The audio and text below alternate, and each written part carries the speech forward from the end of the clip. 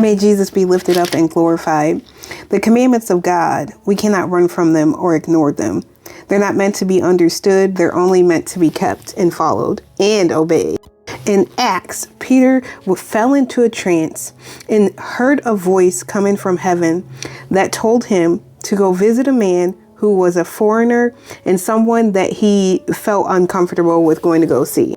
But following commands of the Lord and believing in what he is doing in our life is exactly what Peter did. He didn't understand the vision. He didn't understand why God was sending him to go give the message to the Gentiles.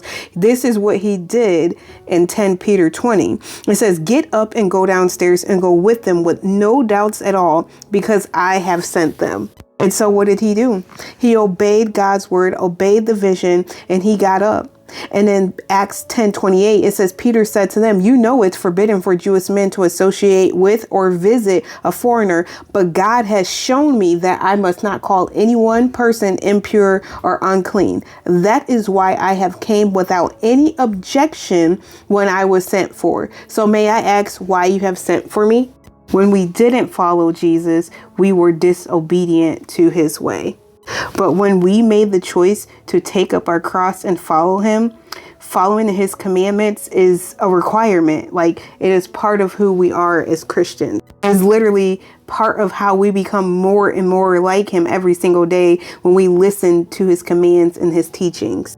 1 Peter 14 even says, "As obedient children," meaning listening to his words and commands, "do not be conformed to desires of your former ignorance." John 14:15 reads, "If you love me, you will keep my commands." Following up with Luke 6:46, which reads, "Why do you call me Lord, Lord, and not do the things that I say?" If I were to ask myself, Anna, is it evil or good for you not to follow the Lord's command? I will easily say that is evil. And I simply am saying that that is evil because being disobedient and not following his commands is who I used to be before I chose to follow him. We cannot run and we cannot hide. And most importantly, the things that we're choosing to not obey, we're going to come before the Lord. 2 Corinthians 5:10 tells us that, "For we must all appear before the judgment seat of Christ, so that each may be repaid for what he has done in the body, whether good or evil."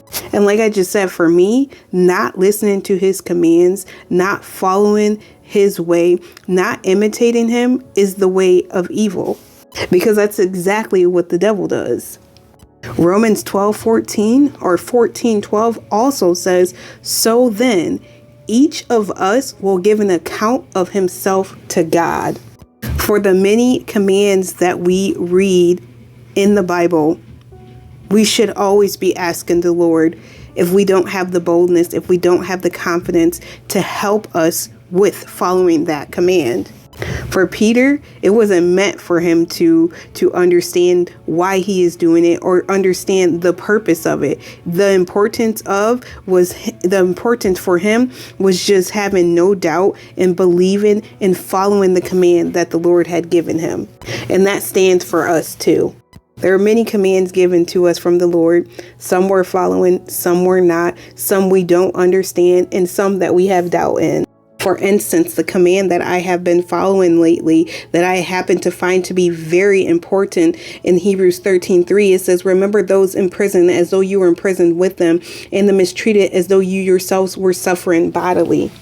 Other than the fact that I know that salvation is for everyone and that I am to love everyone, I don't know the true purpose behind reaching out to the prisoners. I don't know the reason why God gives this command for us. But I am not going to doubt, and I'm going to listen to him because I love him and I obey what he is telling us in the word. We don't need to understand everything, but it is important for us to obey his commands and to imitate who he is. Hebrews 13:3 says, "Remember prisoners," and that's what I'm going to do because that's what Jesus did in Luke 23 verses 42 to 43. It says, "Then he said, 'Jesus, remember me when you come into your kingdom.' And he said to him, 'Truly, I tell you, today you will be with me in paradise.'" So everything is not meant to be understood. Peter shows us that.